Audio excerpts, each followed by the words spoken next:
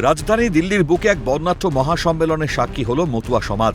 Delhi NCR সহ দেশের বিভিন্ন প্রান্ত থেকে আসা হাজার হাজার মতুয়া ভক্ত এবং ৭০ জন দলপতি, পাগল ও গোসাইয়ের উপস্থিতিতে এই অনুষ্ঠান এক অভূতপূর্ব রূপ নিল।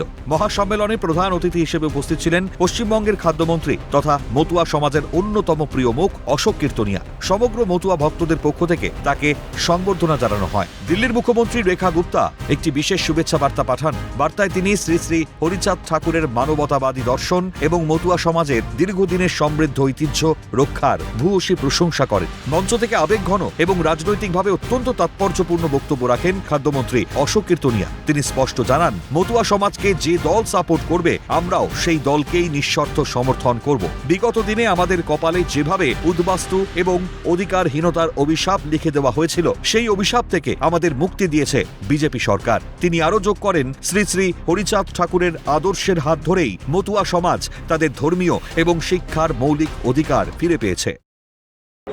আমার সমাজকে, উদ্বাস্তু মতুয়া সমাজকে যারা যে দলই সাপোর্ট করবে আমরা সেই দলের সমর্থন করব। কারণ বিগত দিনে যেভাবে আমাদের কপালে অভিশাপ লিখে দিয়েছিল, সেই অভিশাপ থেকে মুক্তি দিয়েছেন পাগল যারা হচ্ছে এই ধর্মের ধারক এবং বাহক। আমি বার্তা দিতে এসেছি, আমার ঠাকুর আমাদের যখন ধর্মীয় অধিকার ছিল না, সেই ধর্মীয় অধিকার আমরা ফিরে পেয়েছি হরিচাঁদ ঠাকুরের হাত ধরে। শিক্ষার অধিকার আমরা ফিরে পেয়েছি আমার গুরুচাঁদ ঠাকুরের হাত ধরে।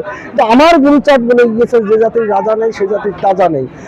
সেই জাতি থেকে রাজা তৈরি করতে হবে। রাজা তৈরি করার প্রথম ধাপ সিঁড়ি আমলাতন্ত্র তৈরি করতে হবে। যাদের নাম কোনো কারণে এসআইআর থেকে বাদ পড়েছে তাদের উদ্দেশ্যেও আশ্বাসের বার্তা দেন মন্ত্রী। তিনি বলেন, আপনারা দ্রুত সিএএতে ফর্ম ফিল আপ করুন। আইনি প্রক্রিয়ার কারণে একটু সময় লাগলেও এদেশের মাটিতে প্রত্যেককে সসম্মানে নিজেদের নাগরিকত্ব ফিরে পাবেন।